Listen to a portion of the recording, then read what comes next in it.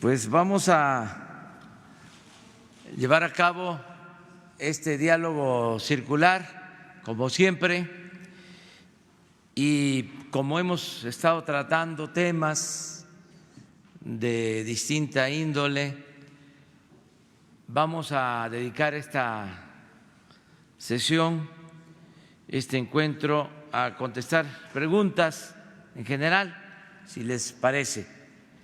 Entonces vamos a empezar con las compañeras mujeres. Buenos días, presidente. Buenos días, presidente. Pues preguntarle ayer, preguntaba sobre el tema del agua. Desde mayo de 2014, el exgobernador Rafael Moreno Valle privatizó el servicio de agua potable en Puebla. Poblanos se han quejado de pues que hay cortes de agua y drenaje, pese a que pues se cambió la Constitución para que se volviera un derecho humano. ¿Cuál es la postura del gobierno federal ante las privatizaciones de agua? Esa es la primera pregunta. Y le quiero hacer otra pregunta. Bueno, también ayer se la hice a Marcelo Ebrard, pero quisiera preguntársela a usted. ¿Cómo piensa contrarrestar las acciones de opositores que bloquean sus proyectos para que se dejen sentadas las bases de la 4T? Y ahora, bueno, ellos se han unido a empresas americanas y al mismo gobierno americano por lo que ha estado pasando con diferentes sucesos de Culiacán, Levarón, ahorita con lo que pasó en Bolivia, pero también hay que mencionar que su mismo partido, su mismo partido o funcionarios de gobiernos de Morena, pues repiten vicios del pasado, algunos, que también podrían retrasar podrían retrasar las bases de la 4T. Muchas gracias. Bueno, acerca de lo del agua, nosotros desde que estábamos en la oposición detuvimos los procesos de privatización del agua. Yo recuerdo que ya tenían dos partidos un acuerdo en comisiones, ya estaba el dictamen. Les dejo de tarea que investiguen qué partidos tenían ya la propuesta para la privatización del agua. Y en ese entonces hablamos con legisladores nuestros, estábamos en vísperas de unas elecciones y hubo protestas y se detuvo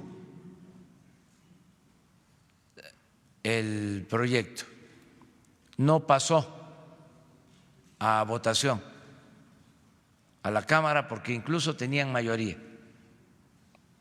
y podían aprobar la reforma para la privatización del agua.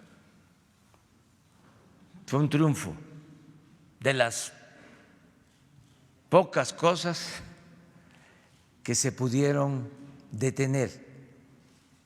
No tuvimos la misma suerte en el caso de la reforma energética, de la reforma fiscal, de la reforma educativa, de la reforma laboral.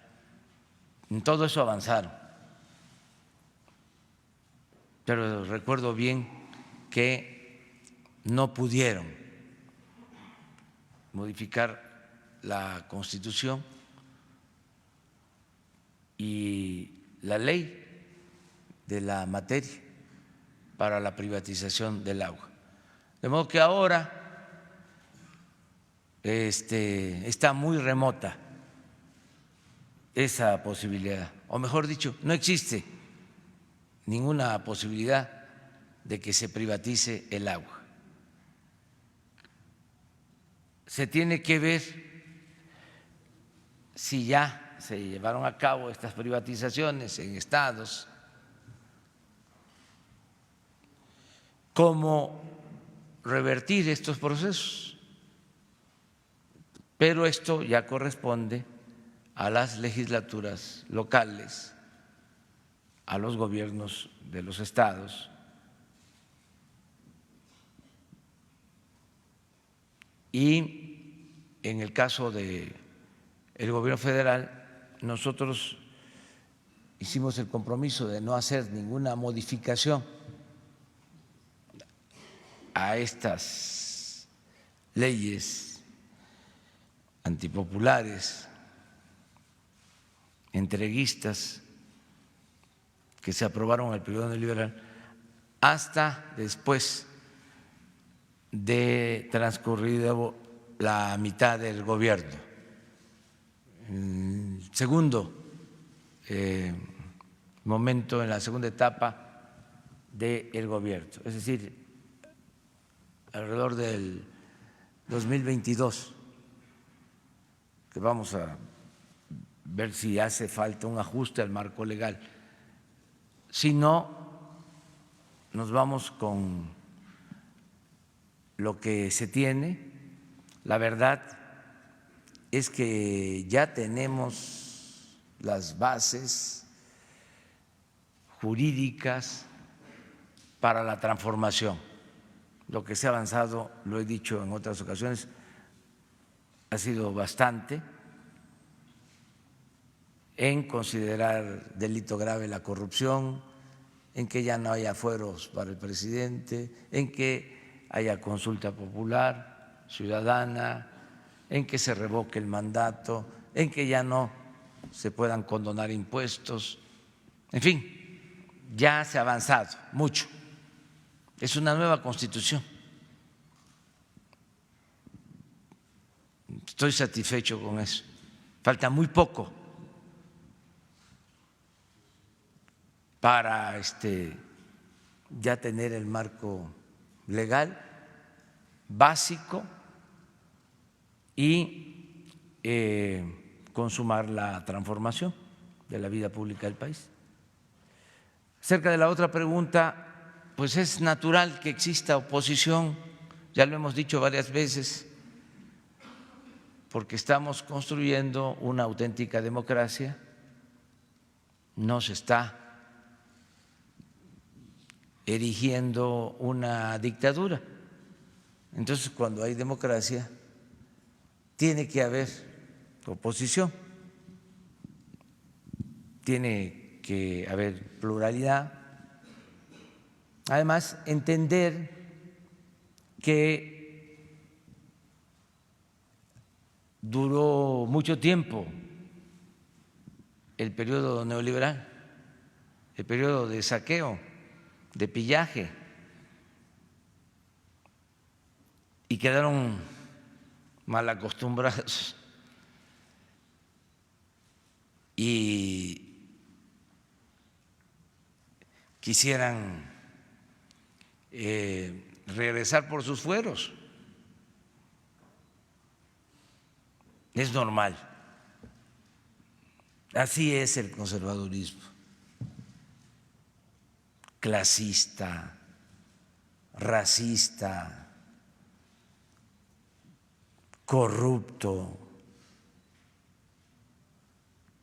hipócrita, etcétera, etcétera, etcétera. Pero pues tienen todo su derecho de manifestarse, y un gobierno democrático tiene que garantizar el derecho a disentir, las libertades plenas, y eso es lo que estamos haciendo. Y vamos muy bien, no tenemos ninguna preocupación. Ya saben, el tema más delicado es el que tiene que ver con la inseguridad y con la violencia, porque nos dejaron esa herencia, esa fruta podrida, pero vamos a resolverlo. Tengo confianza. Los de gobiernos de Morena tienen, o sea, digamos, hay algunos que repiten vicios del pasado. ¿Cómo no? Porque es un proceso de transición. Lo nuevo no acaba de nacer y lo viejo no acaba de morir. Entonces, hay prácticas antidemocráticas, hay actitudes de deshonestidad que llevan algún tiempo borrar, pero se va avanzando mucho. Además, se van a ir dando cuenta, propios y extraños, de que esto ya cambió. Cada vez les estamos avisando, estamos tocando la puerta, le estamos mandando correos electrónicos, telegramas, hasta por fax, de que ya se acabó el régimen de corrupción, de injusticias, de privilegios, de que ya no hay espacio, no hay posibilidad para transar, que ya está prohibido robar.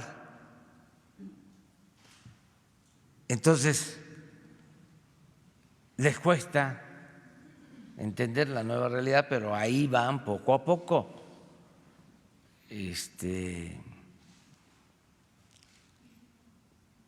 dándose cuenta de que no es una moda, de que es un cambio de régimen y que no nos vamos a mover ni un paso atrás, ni siquiera para tomar impulso. Les diría yo, tenemos prisa para terminar de poner las bases para la transformación. Por eso les decía yo, un año. Yo creo que hasta lo podemos lograr en menos, porque ya falta poco. ¿Qué es lo que quiero? Que hasta en el peor de los casos, o sea, me voy a persignar, cruz, cruz, cruz, que se vaya el demonio y que venga Jesús, o toco madera, que regrese la maleantada al gobierno, que regresen los conservadores, los que se sentían dueños de México, corruptos, clasistas, racistas,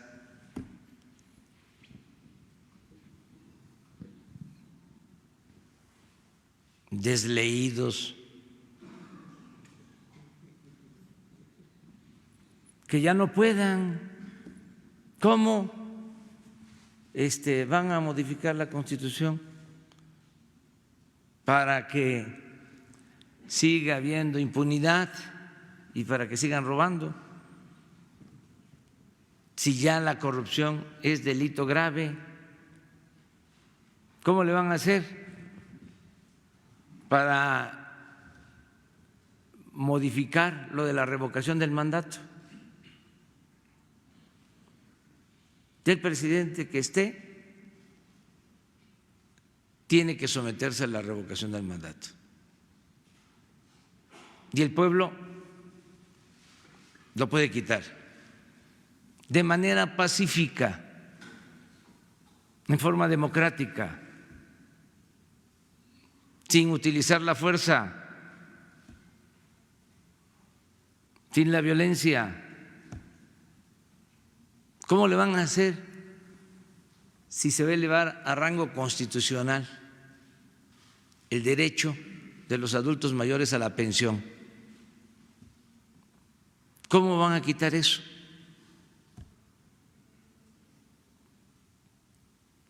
Entre otros derechos sociales.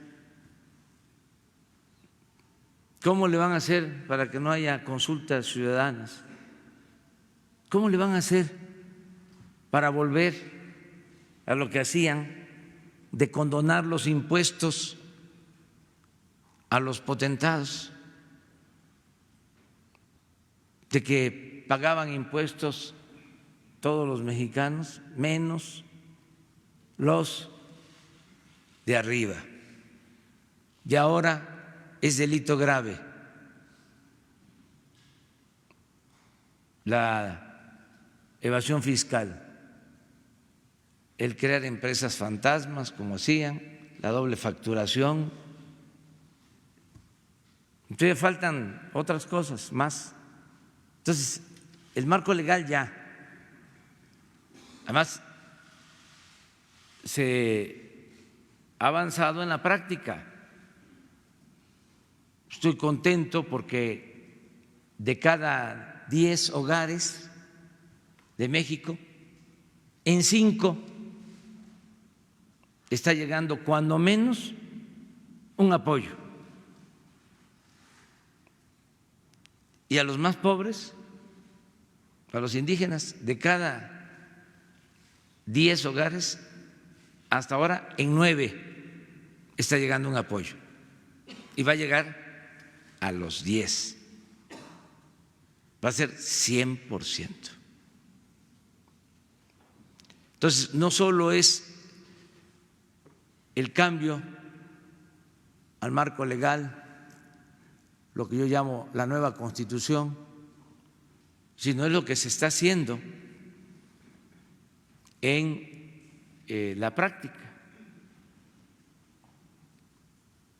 En cuanto a beneficios, becas, apoyo a los adultos mayores, a personas con discapacidad, los jóvenes construyendo el futuro, todo lo que se está sembrando de árboles maderables, frutales. Este año 500,000 hectáreas. Están trabajando como sembradores 200,000 campesinos con empleos permanentes. El año que viene, por eso quiero un poquito más de tiempo, porque vamos a llegar a 1,000,000 de hectáreas, 400,000 sembradores. Y que podamos mejorar los salarios. Este año se avanzó, aumento de salario del 16% del salario mínimo, no se había hecho en 36 años, en todo el periodo neoliberal. Hoy seguramente no viene en los periódicos ni en los medios, o en algunos posiblemente sí, pero se da a conocer la cifra del Seguro Social en cuanto a generación de empleo. Estamos creciendo. Se dio a conocer, creo que ayer, a las 12 del día, como 160,000 nuevos empleos. Ya estamos como en 650,000 empleos generados este año, sin tomar en cuenta lo de Sembrando Vida, lo de los jóvenes y el salario promedio de los cerca de 21 millones de afiliados al Seguro Social, anda en el orden de los 11,500 pesos mensuales, de los más altos que han habido. El salario en general ha tenido un crecimiento del 6%. Entonces estoy contento, vamos bien, necesitamos un poco más de tiempo, pero a tu pregunta, también respetar a los opositores, nada más que no dejarnos llevar por los cuestionamientos, porque imagínense si yo me guiara por lo que se dice en los periódicos o en los programas de radio o en la televisión, en los reportajes de televisión, los cuestionamientos al gobierno, no, pues no podría yo hacer nada. Pero como tengo mi conciencia tranquila y además tenemos el apoyo de la gente, pues vamos hacia adelante a cumplir con nuestra tarea, con nuestra misión de transformar a México, y con mucho entusiasmo, con mucha alegría, sin preocuparnos, más que nada ocuparnos de la transformación.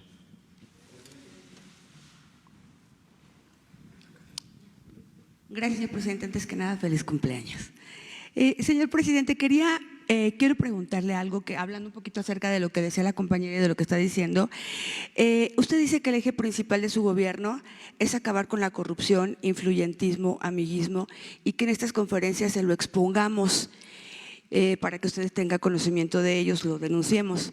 Bien, pues tienen documentados casos donde son señaladas las servidoras públicas que a continuación se indican y que se ubican en los supuestos antes mencionados. Es Almadelia Arriola Beltrán, fiscal de extinción de dominio de la Procuraduría de la Ciudad de México, denunciada por corrupción, discriminación, influyentismo, entre otras. Tengo a Noemí Beraud, experredista y coordinadora de logística de comunicación social de Presidencia, quien trunca el trabajo de algunos reporteros y youtubers que cubren su conferencia ejerciendo discriminación a los medios no tradicionales. Sor Juana Martínez, de Notimex, que por cierto en la actualidad salió publicado en diversos medios de comunicación que está maltratando laboralmente a una empleada con 8 meses de embarazo de alto riesgo. Dichas servidoras han sido acusadas en diversas ocasiones por las supuestas prácticas y hasta la fecha continúa la impunidad en esta área. Mi pregunta es, presidente, ¿qué se tiene que hacer para que haya justicia y hasta cuándo este tipo de servidores públicos seguirán empañando la imagen de la 4T? Gracias. Sí, en el caso de la primera compañera, pues tiene que ver con el gobierno de la ciudad. En los otros dos casos, yo le voy a pedir a Jesús que los vea, pero hay mecanismos de denuncia. Tienen que presentar su denuncia en la Secretaría de la Función Pública y también en la Fiscalía, con la garantía de que no va a utilizarse el influyentismo ni se van a ocultar actos de autoritarismo, de corrupción. Hay que presentar esas denuncias para que se actúe. Desde luego van a denunciarse asuntos que tienen que ver con posturas políticas también. De todas maneras, hay que analizarlos, hay que verlos, hay que ventilarlos, que nada se quede sin ser analizado. Pero buscar los mecanismos, ¿no?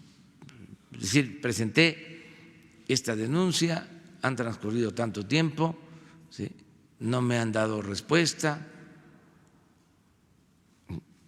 y seguir insistiendo, o sea, no darse por vencidos.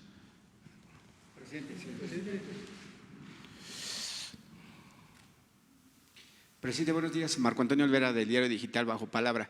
Con la llegada de Evo Morales a territorio mexicano, México marcó un liderazgo en el terreno diplomático y democrático en la América Latina. ¿Cómo cuidar ese liderazgo, presidente, que se había perdido en los últimos 40 años en el terreno internacional y al mismo tiempo cuidar lo interno del país ante el canto de sirenas que pretenden golpear las estructuras de su proyecto de gobierno? Por favor. Bueno, nosotros tenemos, vuelvo a lo mismo, que apegarnos a los principios, en este caso de política exterior de México, a lo mejor de nuestra tradición diplomática. Es un timbre de orgullo lo que se ha hecho en la historia de México. Ningún país en el mundo tiene un historial tan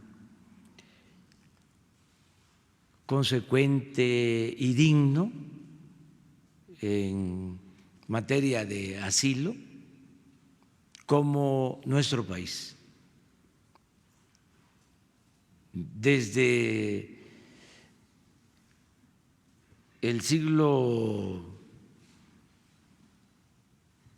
XVIII, principio del XIX, ayer una historiadora recordaba cómo Porfirio Díaz, en 1909, mandó una embarcación a buscar al presidente de ese entonces de Nicaragua, Zelaya, porque había una intervención y se le trajo a Salina Cruz, se le protegió.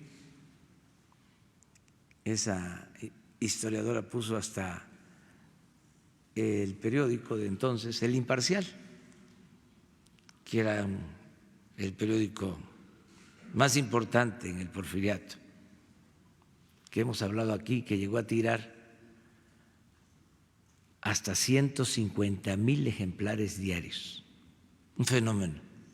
Y era la noticia del Imparcial, la llegada de Zelaya. Pero 8 columnas. Y luego, pues, ¿cuántos extranjeros han venido a nuestro país? Comunidad judía, la comunidad libanesa, los españoles,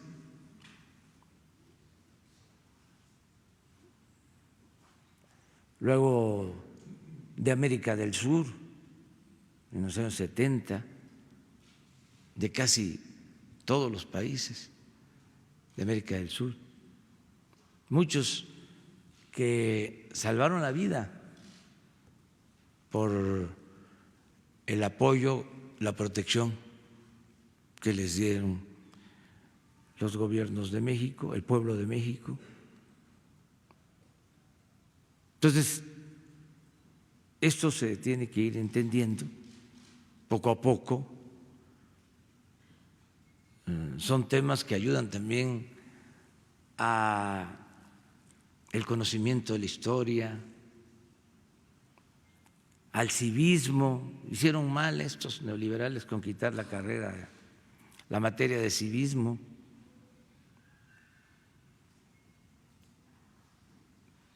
Son procesos importantes y nosotros pues vamos a continuar con esa política. Lo demás es realmente menor y mezquino.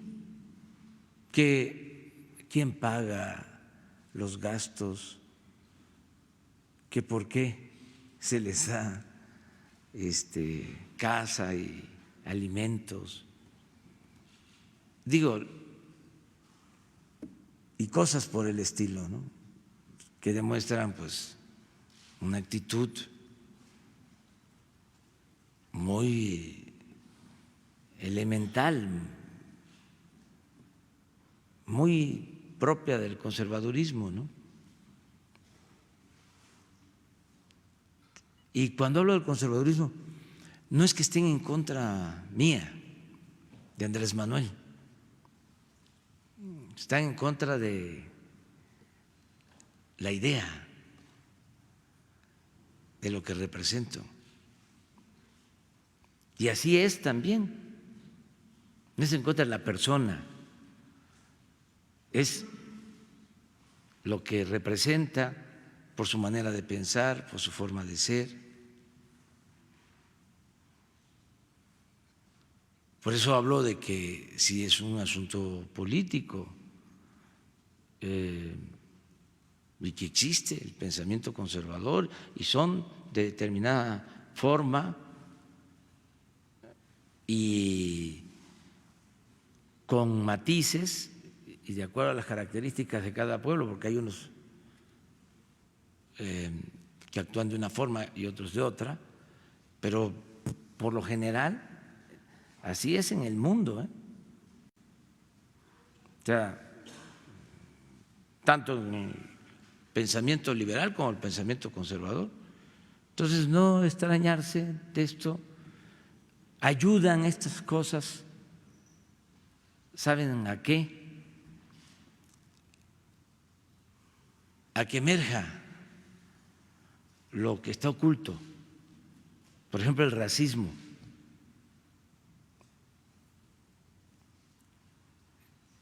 Se oculta, pero hay veces que sale, porque está ahí. Yo recuerdo un intelectual, bueno, una gente preparada que escribía en un periódico y hacía sus textos, y en una ocasión puso esta expresión de que no era culpa de el indígena, utilizó otro término todavía más despectivo, sino del que lo hace compadre. O sea, la expresión más racista que puede haber, o de las más racistas que puede haber. Estoy hablando de un intelectual. Pero además, supuestamente de izquierda. Y ahí está el racismo. Pues es que eso siempre ha existido. El presidente Juárez lo trataron muy mal, al mejor presidente que ha habido en la historia de México, indígena zapoteco. ¿Qué hacían los conservadores? Las mujeres, con todo respeto, las que pertenecían a la aristocracia de ese entonces, iban al baño, decían, voy al Juárez.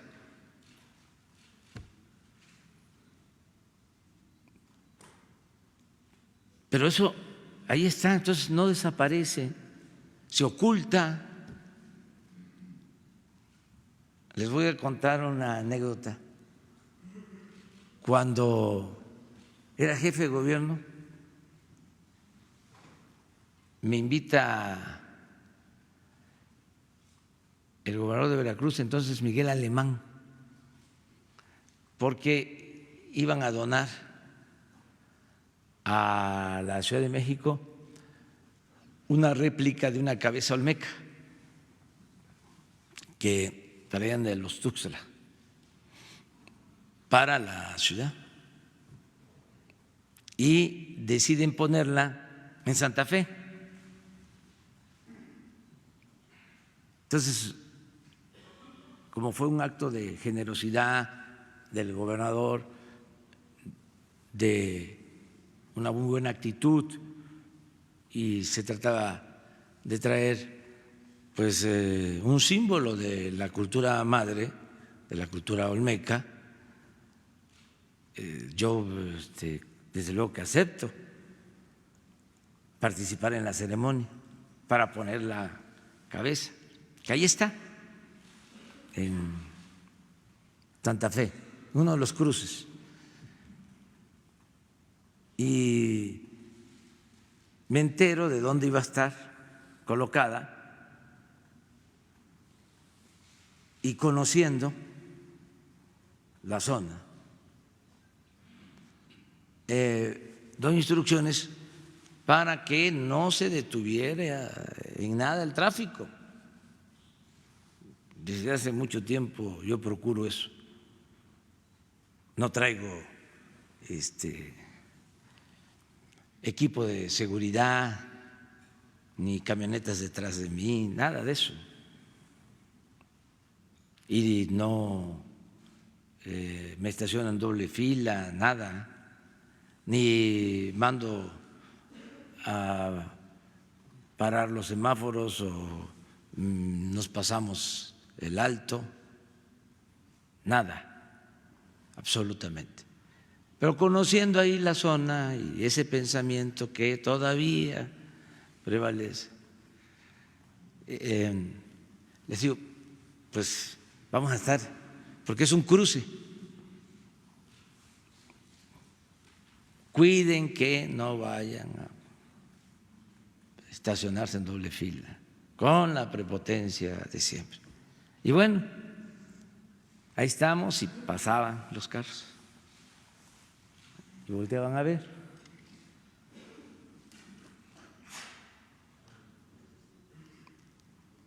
Y se extiende más de la cuenta el acto, habla el gobernador, ya, cuando me toca hablar a mí, pues yo ya quería terminar lo más pronto posible. Pues estábamos ahí como en un aparador expuestos. Ya estábamos por terminar, cuando de repente, no, ya había ido a terminar, ya era nada más cantar el himno nacional. De repente pasa una señora, un carro elegante, y me ve, y va, y baja el vidrio y grita: Andrés Manuel, eres un naco.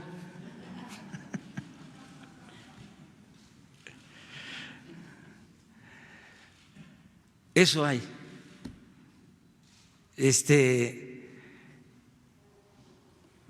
Es muy propio, pues, todavía de las actitudes.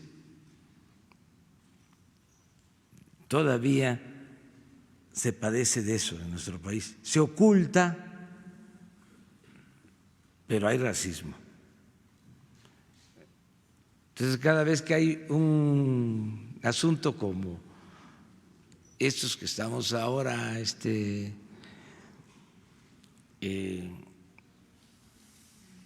enfrentando, situaciones, ¿no?, que se están decidiendo, sale. O sea, muestran el cobre, pero en general, actitudes clasistas, racistas, inhumanas, y van a la iglesia los domingos y comulgan, o a los templos. Pero bueno, así es el conservadurismo. Siempre ha sido así. Presidente, la segunda pregunta, si me lo permite. Ayer se suscitó algo ya nada extraño en la Cámara de Senadores por parte del panista Gustavo Madero. Usted ha defendido siempre al apóstol de la democracia, Francisco I. Madero, con el respecto a la elección de la presidenta de la Comisión de los Derechos Humanos, la señora Piedra.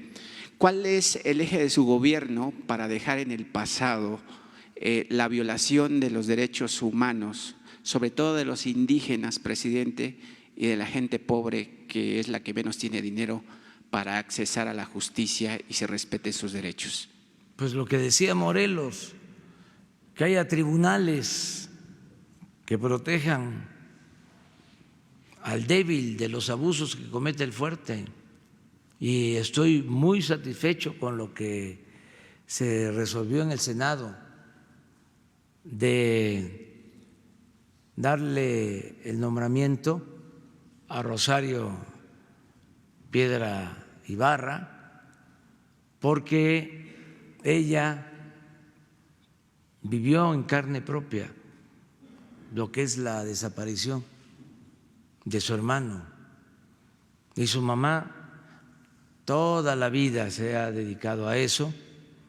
Es un ejemplo de dignidad,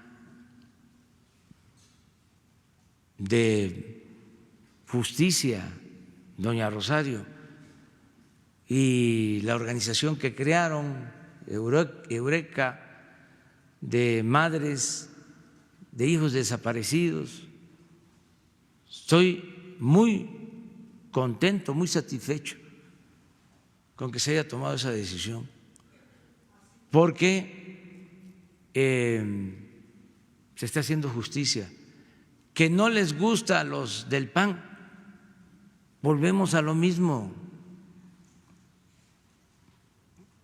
Pues ellos quisieran que continuaran los que han estado en la Comisión de Derechos Humanos, que se han dedicado a solapar violaciones de derechos humanos.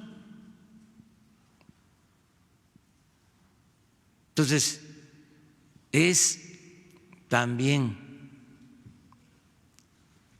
entendible la actitud que tienen.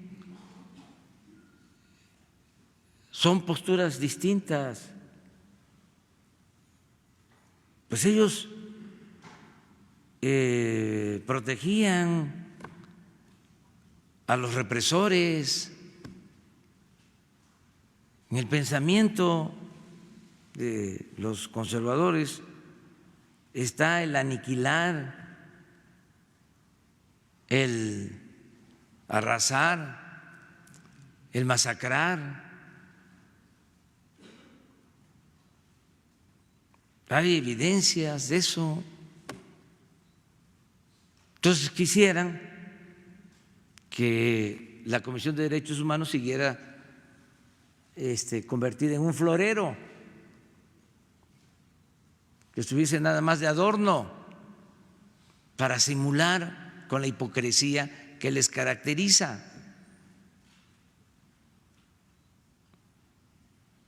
Pero bueno, que haya polémica sobre esto es bueno, y que se opongan y que protesten, son oposición.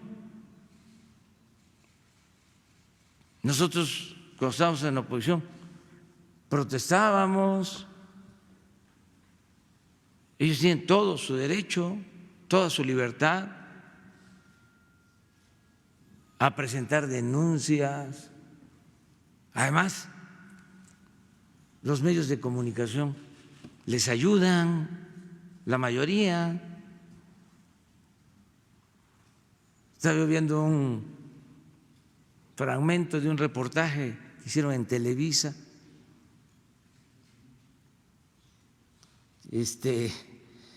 entrevistando a Rosario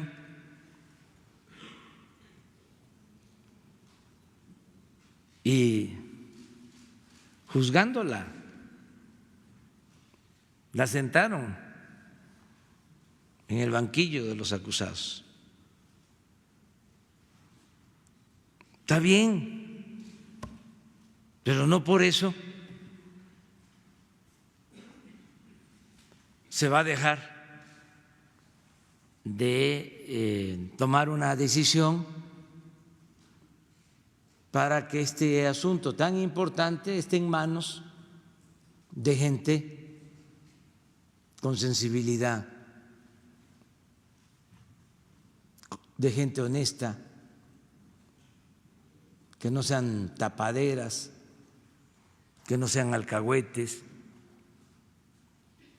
de nadie. Y en el caso de nosotros es un orgullo poder decir que el Estado mexicano ya no es, como era antes, el principal violador de los derechos humanos. Y esa es una gran diferencia. Pero estamos viviendo tiempos interesantes, o sea, que nadie diga que se aburre.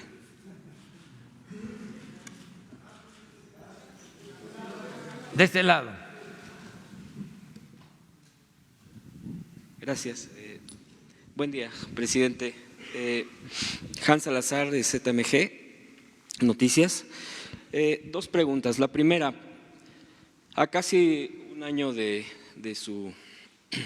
tomar el poder del gobierno, ¿tiene contemplados cambios en su gobierno, en el gabinete?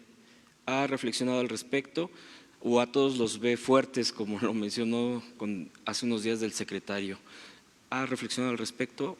Y ahorita le hago una segunda pregunta, por favor. Pues vamos bien. Es bueno el equipo. Ahora con esto del asilo a Evo,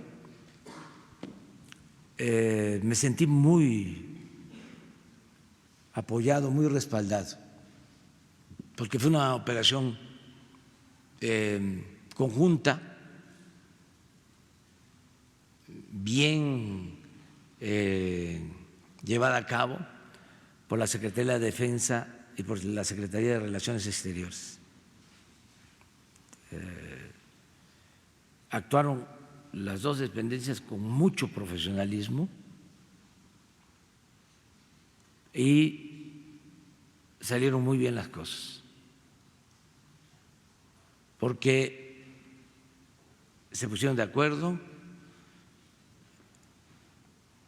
y los dos secretarios tuvieron un desempeño ejemplar, porque no fue fácil. Primero, el actuar a tiempo.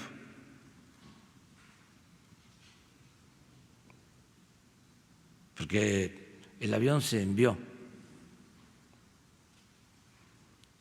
con anticipación, porque era una cosa de horas.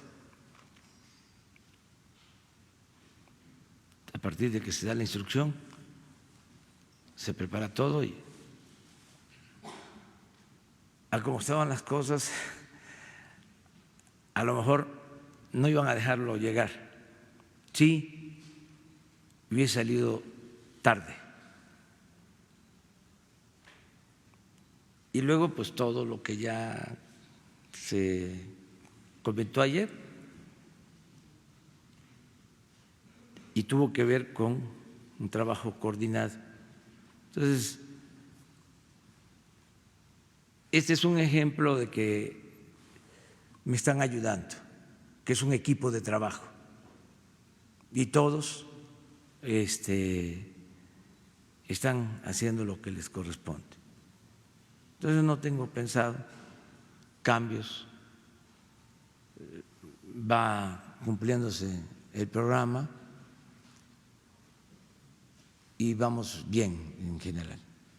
Muy bien, gracias, presidente. Segunda pregunta tiene que ver con el tema de la lectura. El día de ayer se celebró en México el Día Nacional del Libro por motivo del natalicio de Sor Juana Inés de la Cruz. En este marco, ¿qué opinión le merece la realización de la Feria Internacional del Libro en el CENART que se está llevando a cabo? Y además conocer cómo va la implementación de la Estrategia Nacional de Lectura que presentó usted el pasado 26 de junio. Va muy bien, este es uno de los programas más importantes, el del fomento a la lectura, la impresión de libros con títulos muy destacados y de buenos escritores que está haciendo el Fondo de Cultura Económica a precios accesibles, es una labor editorial de primer orden. Voy a informar sobre eso el día 1. El fondo está haciendo un muy buen trabajo y se están promoviendo las ferias, se participa en todas las actividades. La página sobre el fomento a la lectura se las recomiendo.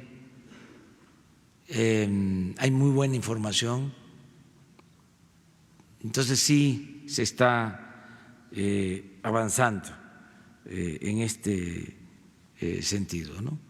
Pero vamos a seguir apoyando todo lo que es la actividad cultural. Buenos días, presidente. Alberto Rodríguez, SDP Noticias. Dos temas. Si tiene algún comentario sobre los actos violentos que encabezó la Policía Federal en el aeropuerto de la Ciudad de México el día de ayer. Incluso parece que aventaron gas pimienta y ese gas pimienta sería pues parte de su equipo. ¿Cómo? No. Habrían aventado gas pimienta y este gas pimienta habría sido parte de su equipo de trabajo. Y pues no sé si tengo una opinión al respecto del uso que le están dando a estas herramientas.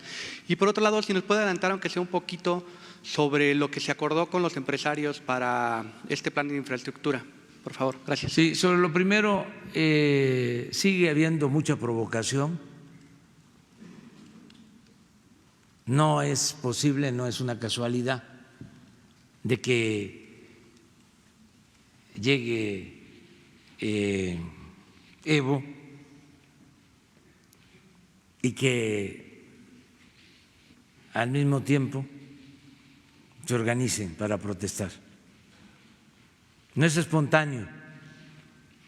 Ahí hay alguien que está meciendo la cuna.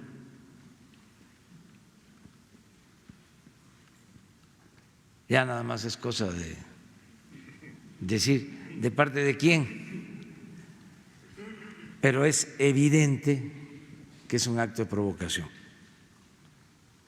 He dado instrucciones para que haya diálogo, se resuelvan las peticiones. El que no quiera estar en la corporación o no quiera pasar a la Guardia Nacional, que se le liquide de conformidad con la ley, no despedir a nadie, sino que sea por su propia voluntad. Desde luego, no se puede en la Guardia Nacional ya tener elementos que no tienen un buen historial, porque si no, no se resuelve nada. Tenemos que tener una Guardia Nacional con gente honesta, profesional, no vinculada a actos ilícitos. Pero todas las garantías de diálogo, de acuerdo, de liquidación, de conformidad con la ley, y decirles a los que están manipulando de que si tenemos información, aquí los vamos a denunciar, sea quien sea.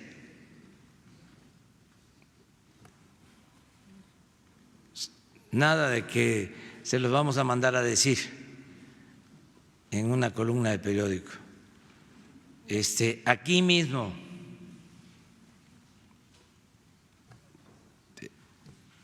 porque está muy raro. ¿Cómo es? De que saben que hay una tensión por la llegada de Evo y buscaban hasta detener el convoy. ¿Quiénes están en esto? Pórtense bien, todos a portarnos bien. Sobre el plan de infraestructura, ¿algo que nos pueda adelantar? Bueno, nos reunimos con representantes del sector empresarial, se avanzó bastante en la definición de un plan de inversión para la infraestructura del país y pronto vamos a suscribir un acuerdo, pero va avanzándose, hay coincidencias y en unos días más vamos a presentar este plan. Como ayer se dijo, y éramos muchos los que estábamos, entonces no es ninguna indiscreción ya decirles de que el martes 25, 26, ya se los habían dicho, ¿no? Ya, entonces, el martes 26,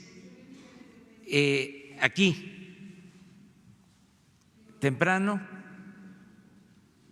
se da a conocer ya el acuerdo.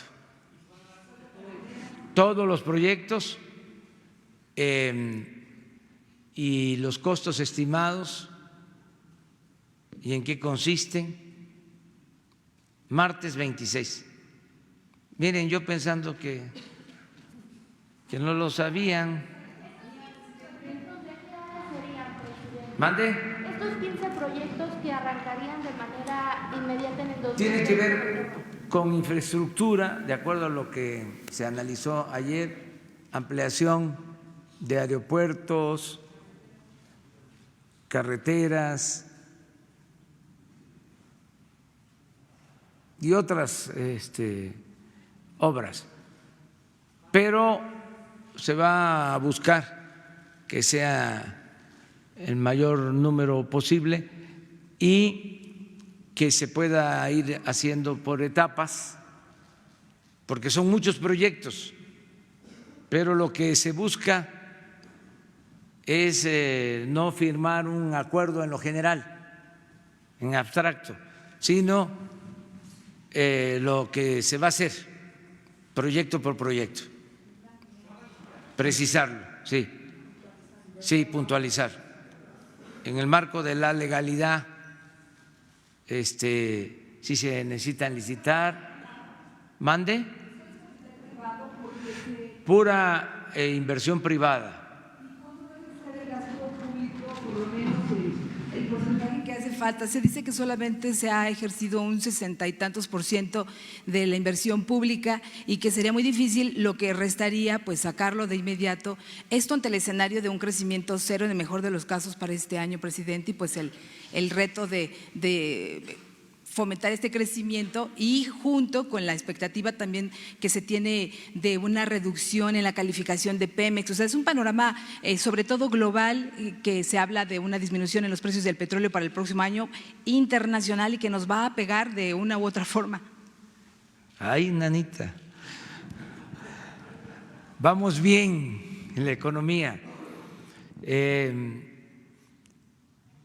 Y son varios los indicadores que tenemos para probarlo. Les hablaba yo de que se están creando empleos, está creciendo el consumo, está aumentando la inversión extranjera, está aumentando el monto de las remesas, tenemos inflación controlada de acuerdo a lo proyectado por el Banco de México, el peso fuerte, en fin, estamos bien. Se está recuperando la producción petrolera. Por primera vez en 14 años no se ha caído la producción petrolera. Al contrario, vamos a cerrar el año con 50,000 barriles adicionales, 50,000 barriles diarios adicionales.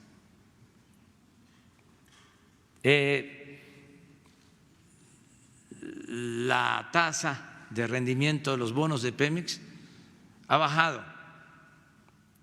Esto es buena noticia, o sea, no se tiene que pagar más de intereses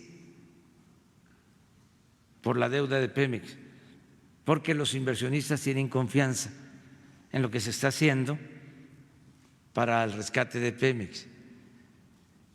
Entonces, nuestros adversarios, con todo respeto, están dale y dale y dale y dale de que no hay crecimiento, de que no hay crecimiento. Pero es un elemento de varios factores. Entonces, con la inversión pública, que es muy importante, suficiente,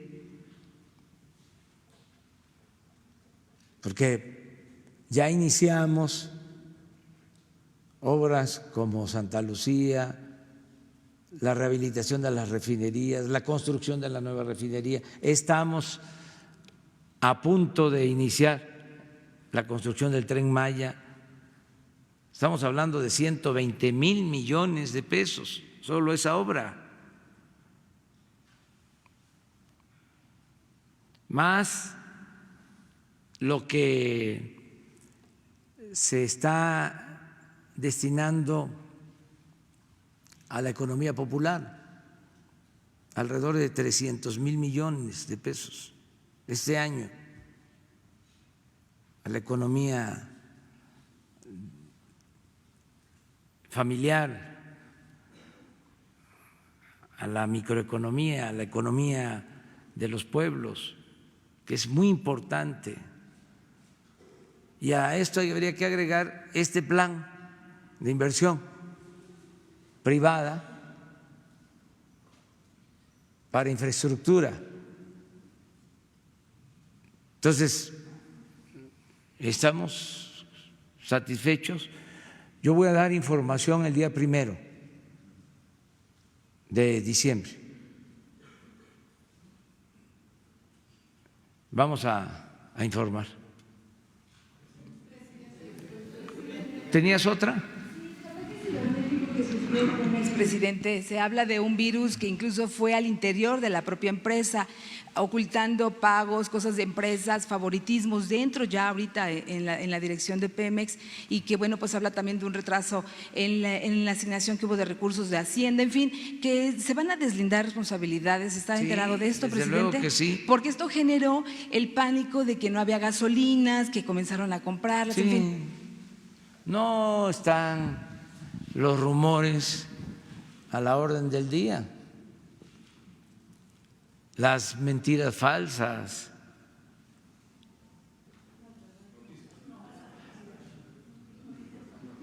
Perdón, las noticias falsas. noticias falsas o verdades a medias. Entonces, todo eso se va aclarando, todo eso se va a resolver. Hay pues resistencias al cambio, como es normal, pero también les digo, no es para quejarnos. La transformación se está llevando a cabo sin muchos sobresaltos, con tranquilidad, sin violencia. Y es una transformación. No olvidemos lo que fueron las 3 transformaciones anteriores. Desgraciadamente hubo violencia, se hicieron con las armas, hubo mucho sufrimiento. Esta es una transformación pacífica y hemos avanzado mucho y es igual de profunda que las otras 3 transformaciones que hemos tenido en la historia del país. Entonces, el que haya rumores y noticias falsas y provocaciones, pues no es nada. La verdad,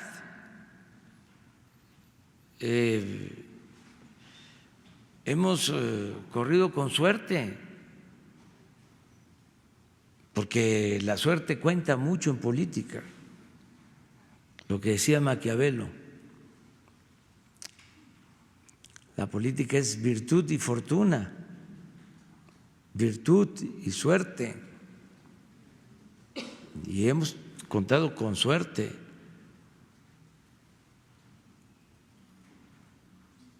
Y los opositores, aunque están como desquiciados, los conservadores muy nerviosos y derrotados moralmente,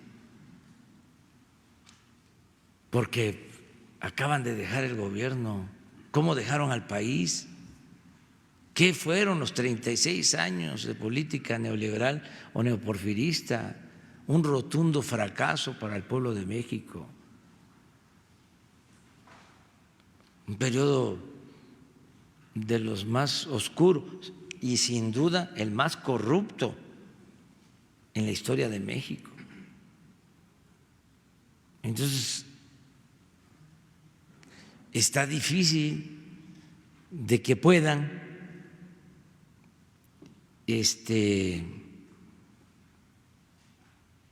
salir adelante,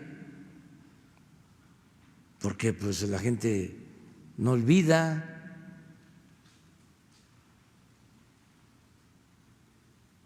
Imagínense si ellos hubiesen actuado de manera consecuente, si no hubiese corrupción,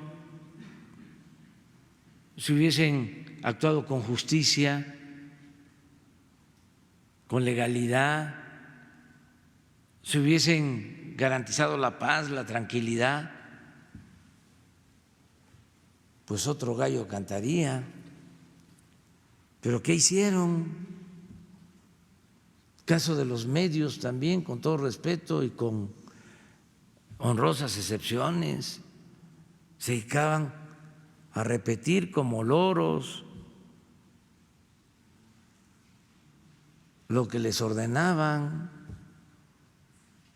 boletines, ya hemos hablado, en otras ocasiones abría uno un periódico y veía otro y otro y otro, y la misma nota, ni siquiera cambiaban las palabras.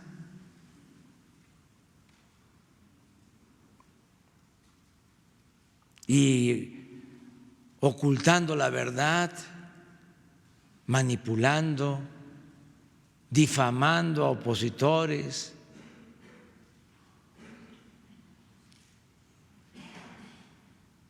Entonces, y le siguen. Eso que les decía yo de Televisa. Lo mismo, sí, lo mismo. Algunos, me refiero a los medios convencionales. Lo mismo, hagan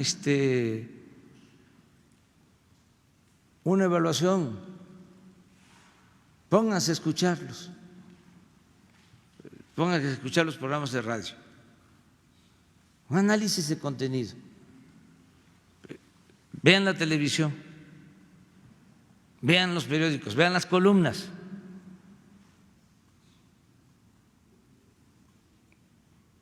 De manera objetiva. No ha cambiado. Y resulta que es una nueva realidad. Y aquí vuelvo a decir, si no fuese por las redes sociales, no tendríamos defensa. Por eso digo, las benditas redes sociales, aun cuando ahí también se lanzan y las utilizan para distorsionar información y todo, pero como hay más libertad, la gente puede decir esto es mentira y de inmediato esta es una noticia falsa.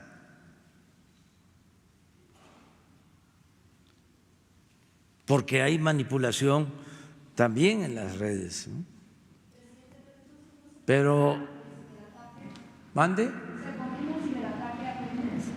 Sí, parece que se dio, no fue tan grave y además no logran nada porque se está trabajando. Y si hay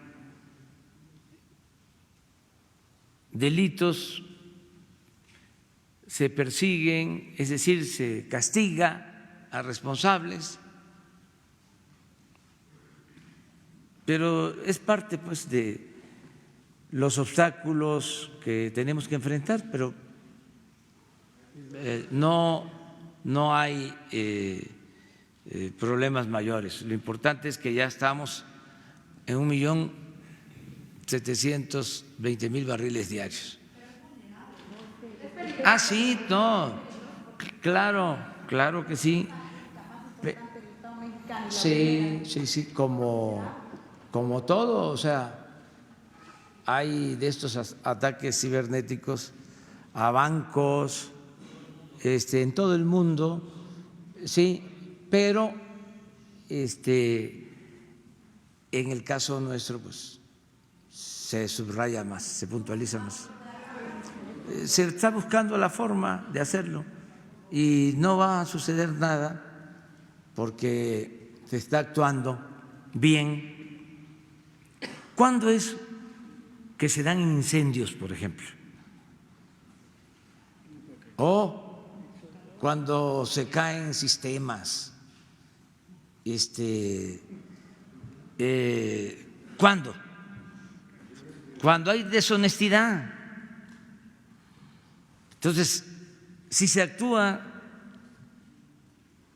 con integridad, con principios, con honestidad, no hay problema. No existe ningún problema. Ahora sí, no hay nada que temer. Y tienen que medirse los opositores, porque no solo es el asunto jurídico. Si yo me entero aquí, luego se enojan, pero aquí me entero de algo, que hay pruebas, lo digo. Vamos a estigmatizar la corrupción, ya quedamos. ¿El ciberataque viene de los conservadores? No sabemos, pero pues son capaces de todo, ¿eh? ¿Ya no va Evo Morales en la herradura o en el campo? No. ¿Lo va a ver hoy? No, ese es otro asunto, ¿no? Que si lo voy a ver, no lo voy a ver. ¿Saben qué? Nosotros cumplimos, sí, con un deber político y moral. Y hicimos lo que consideramos justo y humano. Y tampoco tengo nada que ocultar.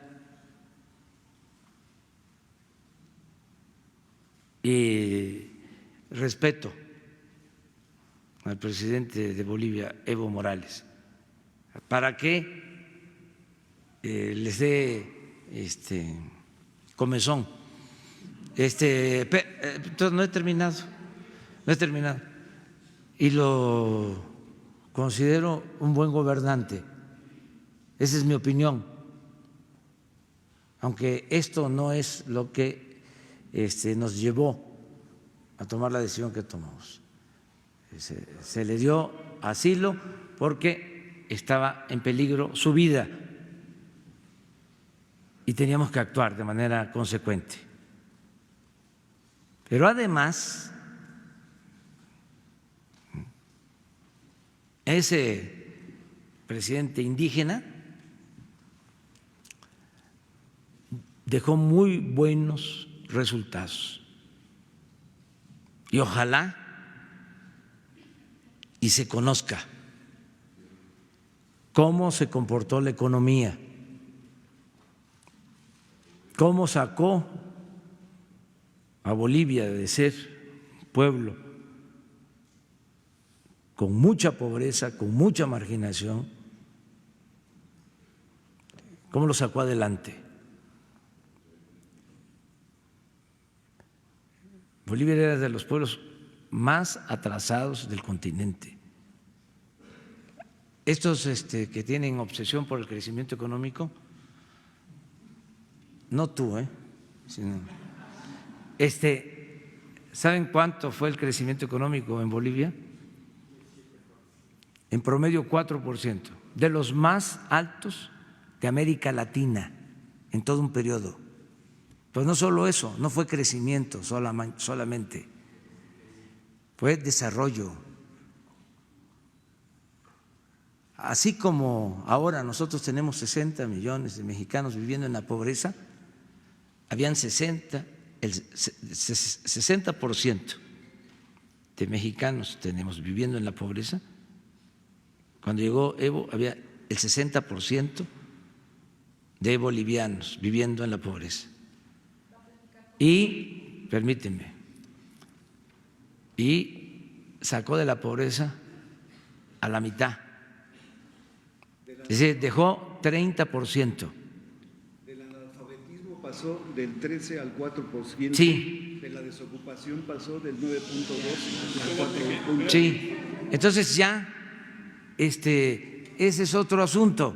Entonces, ¿por qué no lo voy a ver en el caso de que así lo considere él o lo considere yo, si es necesario? Él ya está aquí, ya sea en la herradura. Sí, pero yo quiero que él tenga tiempo y libertad para sus cosas y soy respetuoso de sus tiempos, de su agenda. Él debe de sentirse en México como en su casa. Eso sí. Y si usted me pidiera que yo hablara con otro personaje, a lo mejor le diría no, con ese no. Pero con Evo, si se pudiese establecer comunicación, si hace falta, claro que sí. Soy con esto la relación bilateral con Bolivia, con el gobierno que ya está instaurado en Bolivia.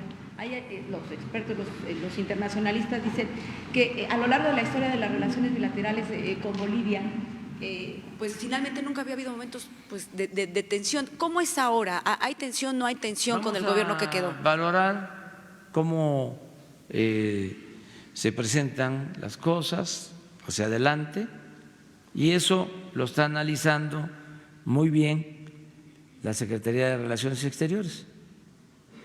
Nosotros tenemos ahora el compromiso de traer a México a quienes están en la embajada, ¿sí?, y a quienes nos han pedido asilo.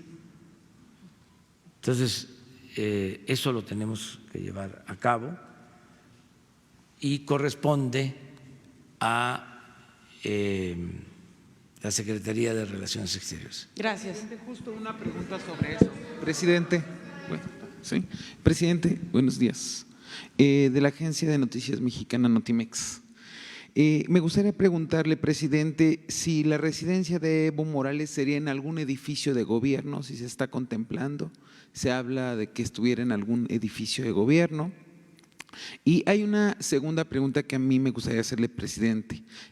Si me contesta esta primera y le hago la segunda. Sí, es un lugar, una vivienda que se le proporciona del gobierno federal, del gobierno de la República, para su estancia.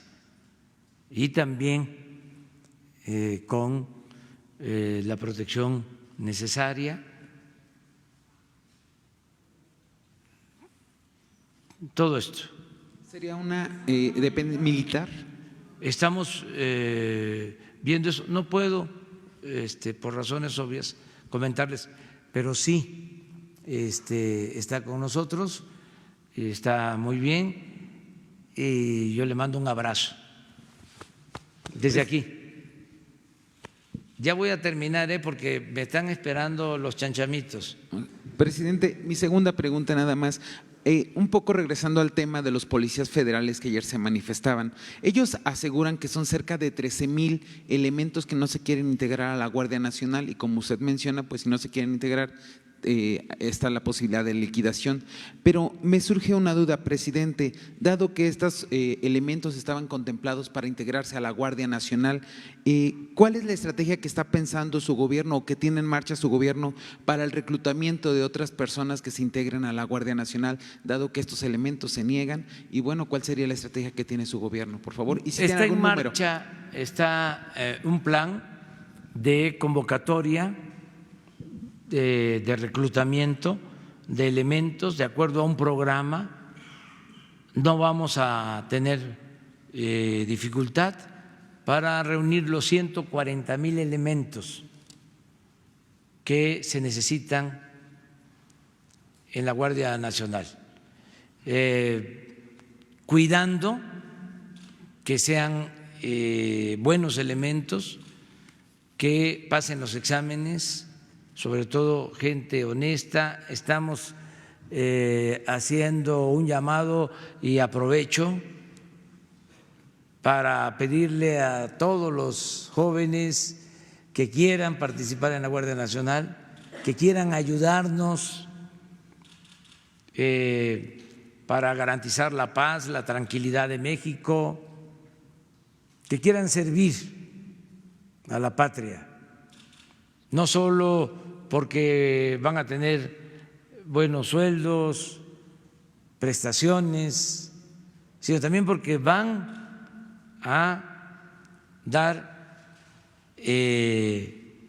un servicio a la sociedad, al pueblo de México, para que podamos garantizar la paz y la tranquilidad. Ellos se van a sentir muy orgullosos de participar, de formar parte de la Guardia Nacional, por la labor que tenemos. El propósito es que se pacifique a México por completo. Y eso lo tenemos que hacer entre todos. No es asunto de un solo hombre o del gabinete, es asunto de todos. Y yo también no tengo en eso de qué quejarme. No saben cuánto apoyo recibo de la gente, millones de muestras de solidaridad, de apoyo. Me siento muy protegido. Muchas gracias a todos los mexicanos que han depositado en nosotros la confianza y nunca, jamás los vamos a traicionar. Esta es una oportunidad para expresar mi agradecimiento a los mexicanos, muchos, millones que nos están apoyando. Y aprovecho pues también agradecerles porque hoy, que es mi cumpleaños, me han hablado, me han mandado recado, hay música aquí afuera en el Palacio, mariachis, mañanitas, muchas gracias. Voy a estar aquí trabajando. Sí, soy del 53, hay una canción que canta Ana Belén, nací en el 53, me gusta mucho esa canción, pero les quiero presumir algo. ¿Se vale? Bueno,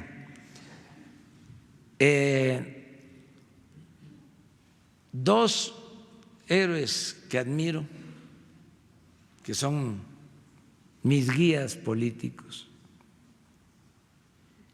y espirituales, nacieron en el 53, Miguel Hidalgo en 1753 y José Martí en 1853. Me rayé, ¿verdad? Felicidades, ahí nos vemos. Dios.